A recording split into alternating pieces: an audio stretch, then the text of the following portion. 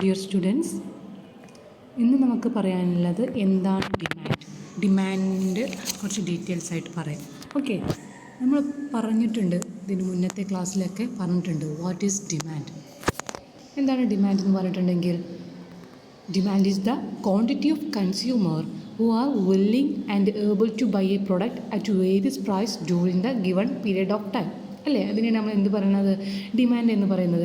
അല്ലെങ്കിൽ ഇതിന് മുന്നേ നമുക്ക് പറയാം, ഡിമാൻഡ് എന്ന് പറഞ്ഞിട്ടുണ്ടെങ്കിൽ desire plus ability to pay and plus willingness to pay ആണെന്നുണ്ടെങ്കിൽ അതിനെ നമുക്ക് എന്തായിട്ട് പറയാം, ഡിമാൻഡ് എന്ന് പറയും. എന്ന് വെച്ചിട്ടുണ്ടെങ്കിൽ ഒരാൾക്ക് ഒരു സാധനം വാങ്ങാൻ വേണ്ടിയിട്ട് ഒരു ഡിസയർ ഉണ്ടാവണം. അതുപോലെ തന്നെ ആ സാധനം വാങ്ങാൻ വേണ്ടിയിട്ട് എന്ത് വേണം, പേയ്മെൻറ്റ് നടത്താനുള്ള ഇതും എബിലിറ്റിയും വേണം. അതുപോലെ തന്നെ വില്ലിങ്നെസ് ടു പേ, പേയ്മെൻറ്റ് നടത്താൻ എബിലിറ്റിൻ്റെ ആഗ്രഹമുണ്ട്, പക്ഷേ വില്ലിങ്നെസ് ടു പേ ഇല്ല എന്നുണ്ടെങ്കിൽ എന്താവില്ല, ഡിമാൻഡ് ആവില്ല. അപ്പോൾ ഡിമാൻഡ് എന്ന് പറഞ്ഞിട്ടുണ്ടെന്നുണ്ടെങ്കിൽ sum total of the desire plus ability to pay plus willingness to pay. Okay, so what buyer pay for a unit of the specific goods or service is called price.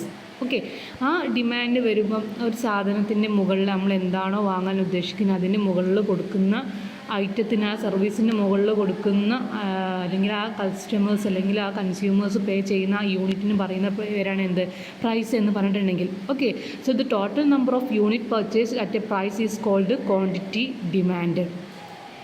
Okay, total number of unit purchase at the price is called the quantity demanded. Okay, so demand for any commodity implies the consumer's desires to acquire the goods, okay, and the willingness and ability to pay for it.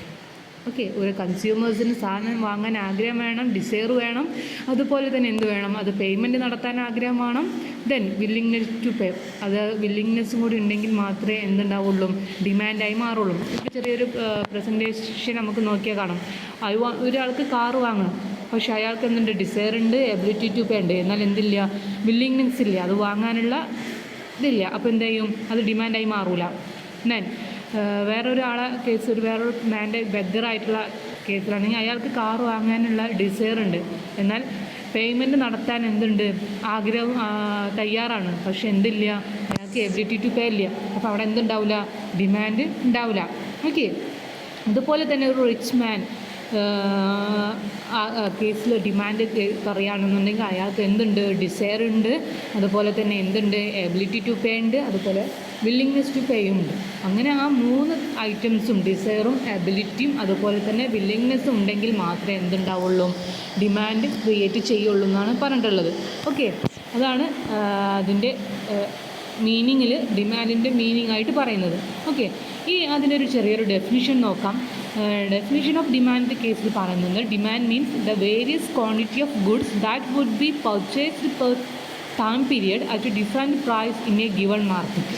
Okay, ഡിമാൻഡിൻ്റെ definition എന്താ പറയുന്നത്, ഒരു particular മാർക്കറ്റിൽ ഒരു particular പ്രൈസിന് ഒരു particular പീരിയഡിൽ സാധനങ്ങൾ quantity of demand ചെയ്യുകയാണെന്നുണ്ടെങ്കിൽ അതിനെയാണ് നമ്മൾ എന്ത് പറയുന്നത്, ഡെഫിനിഷൻ ഓഫ് ഡിമാൻഡായിട്ട് പറഞ്ഞിട്ടുള്ളത്. എന്ന് വെച്ചിട്ടുണ്ടെങ്കിൽ നമ്മളുടെ ability, willingness and desire to pay ആണെന്നുണ്ടെങ്കിൽ അതെന്തായി മാറും, ഡിമാൻഡായിട്ട് മാറും.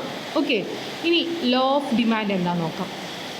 എന്താ ലോ ഓഫ് ഡിമാൻഡ് പറഞ്ഞിട്ടുണ്ടെങ്കിൽ, law of demand is the one of the most fundamental concept in the economics. Okay, so the law of demand state that the quantity demanded of a good shows inverse relationship with the price of a good and when other factors are held constant.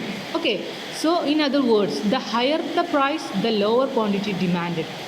Law of demand പറയുന്നത് എന്താണ്, ഇവിടെ inverse റിലേഷൻഷിപ്പാണ് ഏത് തമ്മിൽ, ഡിമാൻഡും പ്രൈസും തമ്മിൽ inverse റിലേഷൻഷിപ്പാണ്. Okay, എന്ന് വെച്ചിട്ടുണ്ടെങ്കിൽ ക്വാണ്ടിറ്റി ഡിമാൻഡും പ്രൈസും, ആ പ്രൊഡക്റ്റിൻ്റെ പ്രൈസും തമ്മിൽ ഇൻവേഴ്സ് റിലേഷൻഷിപ്പാണെന്നാണ് പറഞ്ഞിട്ടുള്ളത്. ഓക്കെ, ഈ പിക്ചറിക്കൽ പ്രസൻറ്റേഷൻ നമുക്ക് കാണാം. ഒരു കിലോ ഒരു ഐറ്റം, ഫോർ എക്സാമ്പിൾ ക്യാരറ്റ് അല്ലെങ്കിൽ എന്തെങ്കിലും ടൊമാറ്റോ, എന്ത് ഐറ്റം ആണെന്നുണ്ടെങ്കിലും പെർ കിലോ 20 ഗ്രാമാണ്. ഓക്കെ, എന്നാൽ ആ സിറ്റുവേഷനിൽ എന്തുണ്ട്, ആളുകൾ കൂടുതൽ വാങ്ങുന്നുണ്ട്, എന്നാൽ ചേഞ്ചസ് വരികയാണ്. 20 റുപ്പീസിന് 50 റുപ്പീസ് ആകുമ്പം എന്താണ്, ആളുകളുടെ ബൈയിങ് ബിഹേവിയർ വ്യത്യാസമുണ്ട്. അവിടെ കുറേ ആളുകൾ വാങ്ങിയിട്ടുണ്ട് എന്നുണ്ടെങ്കിൽ ഇവിടെ എന്താണ്, ഒരാളെ വാങ്ങുന്നുള്ളൂ. അപ്പോൾ അതിൽ നിന്ന് എന്താ മനസ്സിലാക്കാം? ലോ പ്രൈസിന് ഹൈ ഡിമാൻഡാണ്, ഹൈ ക്വാണ്ടിറ്റി ഓഫ് ഡിമാൻഡ് ഉണ്ടാകും. എന്നാൽ ലോ പ്രൈസ് ആണെന്നുണ്ടെങ്കിൽ അതിനെന്താണ്? ലോ ഡിമാൻഡ് ആയിരിക്കും. High price low demand, that is the inverse relationship between demand and quantity, demand and the price. Okay, that shows the law of demand. Okay, അപ്പോൾ പ്രൈസും ഡിമാൻഡും തമ്മിൽ inverse റിലേഷൻഷിപ്പാണ്. Price കൂടുകയാണെന്നുണ്ടെങ്കിൽ എന്ത് കൂടും? Price കൂടുകയാണെന്നുണ്ടെങ്കിൽ demand കുറയും. എന്നാൽ price കുറയുകയാണെന്നുണ്ടെങ്കിൽ demand കൂടുമെന്നാണ് പറഞ്ഞിട്ടുള്ളത്. Okay, so the law of demand state that peoples will to buy more at a lower price and buy less at a higher price. കുറഞ്ഞ വിലക്ക് എന്തു വാങ്ങും? കൂടുതൽ സാധനങ്ങൾ വാങ്ങും. എന്നാൽ കൂടിയ വിലക്ക് ആളുകൾ എന്ത് മാത്രമേ തിരഞ്ഞെടുക്കുള്ളൂ? കൂടിയ വിലക്ക് കുറച്ച് സാധനങ്ങൾ മാത്രമേ എന്ത് ചെയ്യുള്ളൂ? ആളുകൾ ചൂസ് ചെയ്യുള്ളൂ എന്നാണ് പറഞ്ഞിട്ടുള്ളത്.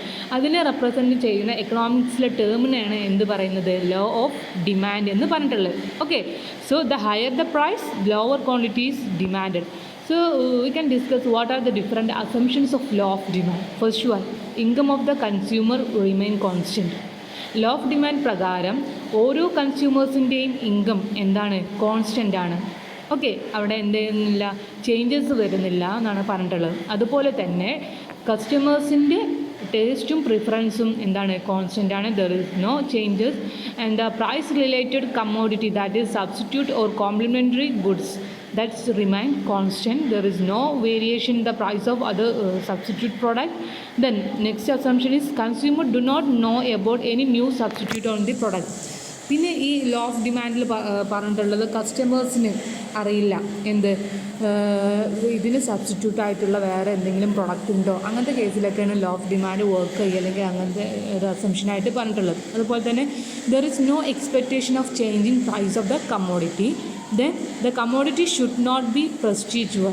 അടുത്ത ഒരു ഫീച്ചറാണ് കമ്മോഡിറ്റി എന്താകാൻ പാടില്ല? പ്രസ്റ്റീജ് ഗുഡ്സ് ആവാൻ പാടില്ല. അപ്പോൾ ലോ ഓഫ് ഡിമാൻഡ് വർക്ക് ചെയ്യില്ല. പ്രസ്റ്റീജ് ഗുഡ്സ് അല്ലാത്ത കേസിലാണെങ്കിൽ മാത്രമേ എന്ത് വർക്ക് ചെയ്യുള്ളൂ? നമ്മുടെ ലോ ഓഫ് ഡിമാൻഡ് വർക്ക് ചെയ്യുള്ളൂ എന്നാണ് പറഞ്ഞിട്ടുള്ളത്. Then size of the population remain constant. ഇതാണ് ഇവിടെ അസംഷനായിട്ട് പറഞ്ഞിട്ടുള്ളത്. ഓക്കെ.